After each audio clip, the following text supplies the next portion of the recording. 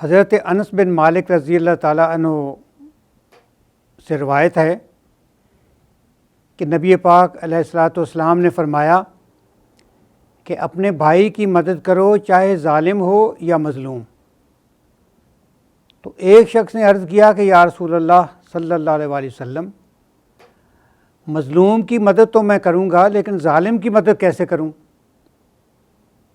تو نبی مہربان علیہ الصلاۃ والسلام نے فرمایا کہ ظالم کو ظلم سے باز رکھو، یہ اس کی مدد ہے۔ حضرات، ظلم جو ہے وہ آخرت کے اندھیروں ظلمات میں سے ایک ہولناک اندھیرا ہے، اور ظالم کا اس سے جان چھڑانا ممکن نہ ہوگا۔